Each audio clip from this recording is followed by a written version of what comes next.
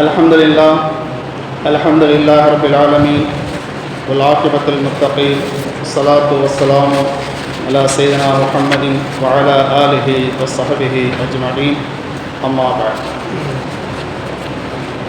கண்ணியம் நிறைந்த அல்லாஹ் நல்லடியார்களே, அருமை பெரியவர்களே, தாய்மார்களே, சகோதர சகோதரிகளே, அல்லாஹ் ஜல்லஷானஹு வ தஆலா நம்மவர்களின் தராவித் தொழுகையும் ஏனைய இபாதத்தையும் ஏற்றுக்கொள்வானாக. இந்த புனிதமிக்க பத்ர் சஹாபாக்களுடைய தினம் இன்று பிறை 17. இஸ்லாத்தில் மிகவும் முக்கியமான இஸ்லாமியருக்கு ஒரு திருப்புமுனை கொடுத்த நாள் என்பதாக சொல்லலாம். ஹஜ்ரத் பெருமானார் ரசூலுல்லாஹி ஸல்லல்லாஹு அலைஹி வஸல்லம் அவங்க இந்த உலகத்திற்கு நபியாக அனுப்பப்பட்டு மக்களுக்கு ஏகத்துவத்தை சொல்லி வராங்க. அல்லாஹ்வுடைய நாட்டம் மக்காவில் இருந்து மதீனாவிற்கு ஹிஜ்ரத் செய்கின்ற பொழுது ஹிஜ்ரி 2 பத்ர் போர் என்பதாக போர் வருகிறது. இதற்கு முன்பாக நபி அவர்கள் மக்காவில் இருக்குகின்ற பொழுதும் எந்த விதமான போரும் இல்லை. பெருமானார் ஸல்லல்லாஹு அலைஹி வஸல்லம் அவர்களுக்கு 40 வயதில் நபி பட்டம் கிடைத்தது. ஆனால் ஆரம்ப போர் என்பது 55வது வயசில் 15 ஆண்டுகளுக்கு பிறகுதான் போர் என்பதாக வருகிறது. நெருக்கடி, போர் செய்ய வேண்டிய நிர்பந்தம். இந்த இடத்திலே போர் செய்யணும் என்பதாக நபி அவர்கள் விரும்பவில்லை. அடுத்தவர்களை கொல்ல வேண்டும் என்பதாக இஸ்லாமும் சொல்லவில்லை. ஆனால் தற்காப்பு போர் என்பது இருக்கிறது, நிர்பந்தம் என்பது இருக்கிறது. வம்புக்காக அல்ல, வம்புக்கு வருகின்ற பொழுது அவர்களை அடிக்க வேண்டும் என்ற நிர்பந்தம் இருக்கிறது. ஆகவே இந்த போர் ஆரம்பமாக ஹிஜ்ரி 2 மதீனாவில் பக்கத்தில் இருக்கக்கூடிய பத்ர் என்று கிணற்றிலே அங்கே இந்த போர் ஆயத்தமாகும். அப்போ அபு சுஃபியான் அவர் தலைமையிலே ஷாம் தேசத்திற்கு ஒரு வியாபார கூட்டம் மக்காவில் இருந்து செல்கிறது. இந்த கூட்டம் ஏன் செல்கிறது? அவர்கள் வியாபாரம் செய்ய வேண்டும், அவருடைய வாழ்வாதாரம் நல்ல முறையில் இருக்க வேண்டும் என்பதாக இருந்தால் பரவாயில்லை. ஆனால் அந்த குஃபாரே குறைஷியுடைய எண்ணம் எல்லாம் இந்த வியாபாரம் செய்து இதிலிருந்து வரக்கூடிய வருமானத்தை இஸ்லாத்தை அழிப்பதற்காக நாம் உபயோகிக்கணும், முஹம்மதுக்கு நாம் தொல்லை கொடுக்கணும், இஸ்லாத்திற்கு முற்றிலும் நமக்கு விரோதியாக இருக்கணும் என்பதுதான் அவருடைய எண்ணமாக இருந்தது. இந்த எண்ணம் பெருமானார் ஸல்லல்லாஹு அலைஹி வஸல்லம் அவர்களுக்கு தெரிந்துவிட்டது. ஆனால் இஸ்லாத்திற்கு வந்தவர்கள் குறைந்த நபர். இப்போதான் மக்காவில் இருந்து மதீனாவுக்கு வந்திருக்கிறோம். நோம்பும் கடமையாக ஆக்கப்பட்டு இருக்கிறது. ரமலான் மாதம் நோம்பும் வைத்திருக்கிறான். போர் செய்ய வேண்டிய நிர்பந்தம் ஏற்பட்டது. போர் செய்யலாமா வேண்டாமா என்பதாக சஹாபாக்கள் இடத்திலே பெருமானார் ஸல்லல்லாஹு அலைஹி வஸல்லம் அவர்கள் ஒரு சின்ன ஆலோசனை செய்கிறார். அபூபக்கர் சித்திக், உமர் ரலியல்லாஹு தஆலா அன்ஹு, பெரிய பெரிய சஹாபாக்கள் எல்லாம் போர் செய்யலாம் என்பதாக ஒரு வார்த்தை சொல்லிட்டான். இவர்கள் எல்லாம் மக்காவில் இருந்து வந்தவர்கள். ஆனால் நபிக்கு மதீனாவில் இருக்கக்கூடியவர்கள் ஒரு ஆலோசனை செஞ்சா நல்லா இருக்கவே என்பதாக நினைக்கிறான். அப்போ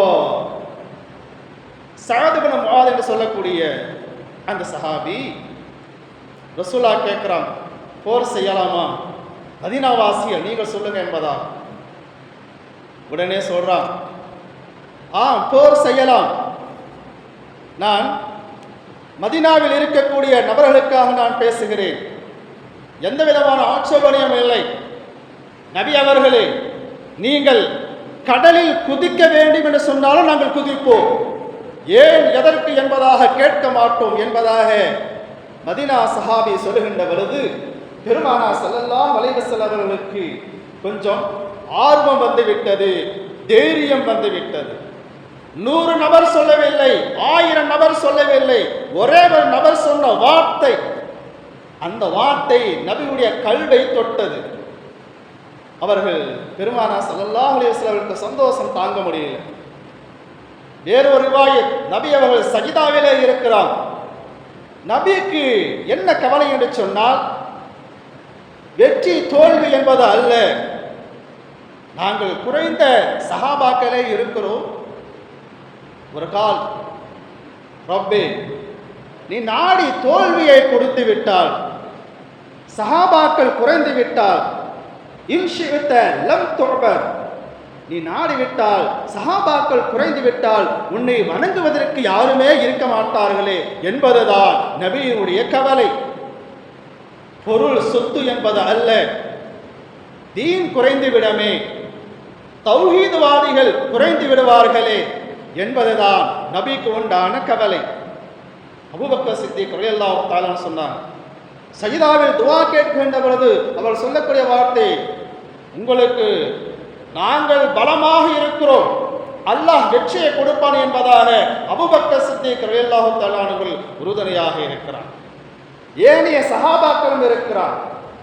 மிக்தாத் என்று சொல்லக்கூடிய சஹாபி நபியை பார்த்து சொன்னார், நபி அவர்களே, பனி இஸ்ரவேல் காலத்தில் மூசா அலைஹிஸ்ஸலாம் அவரை பார்த்து அந்த கூட்டம் சொன்னது, பதுஹப் அன்த ரப்பக ஃபகாத்திலா, மூசா அலைஹிஸ்ஸலாம் அவரை பார்த்து நீங்களும் உன்னுடைய ரப்பும் போய் சண்டை போடுங்க, நாங்க இங்கே அமர்ந்து கொள்கிறோம் என்பதாக சொன்னார்கள். அந்த சமுதாயம் அவ்வாறு சொன்னது. ஆனால் அதை போடு நாங்கள் சொல்ல மாட்டோம் என்பதாக அந்த சஹாபி சொன்னார். மேலும் பெருமானார் ஸல்லல்லாஹு அலைஹி வஸல்லம் அவர்களுக்கு ஆச்சரியத்தை கொடுத்தது, ஒரு சுறுசுறுப்பை கொடுத்தது, நம்பிக்கை அதிகரித்து விட்டது. நபி அவர்கள் சஹாபாக்களோடு போருக்காக போறார். குறைந்த நபர் 313 சஹாபாக்களே இருக்கிறார். ஒட்டகம் 70 இருக்கிறது, குறைந்த குதிரை 2, வாள் 8 வாள், இப்படியாக ஆயுதங்கள் கம்மியாக தான் இருக்கிறது. ஆனால் எதிரிடத்திலே 900க்கும் 1000 நபர்கள் இருக்கிறார். குதிரை 300 இருக்கிறது, ஒட்டகம் 700, 600 வாள், இவ்வாறு ஆயுதங்கள் அதிகமாக இருக்கிறது. இந்த இடத்திலே பெருமானார் ஸல்லல்லாஹு அலைஹி வஸல்லம் இடத்திலே ஆள்பலமும் கம்மி, ஆயுதங்களும் குறைவாக இருக்கிறது.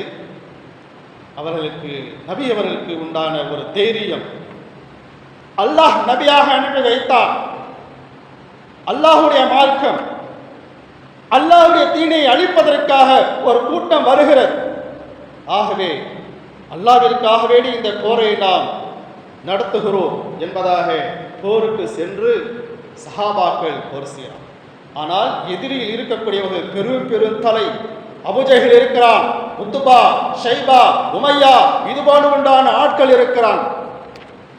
ஆனால் நபி அவர்கள் அஞ்சவில்லை, அல்லாஹ் இருக்கிறான் என்பதாக அந்த போருக்கு போனாங்க.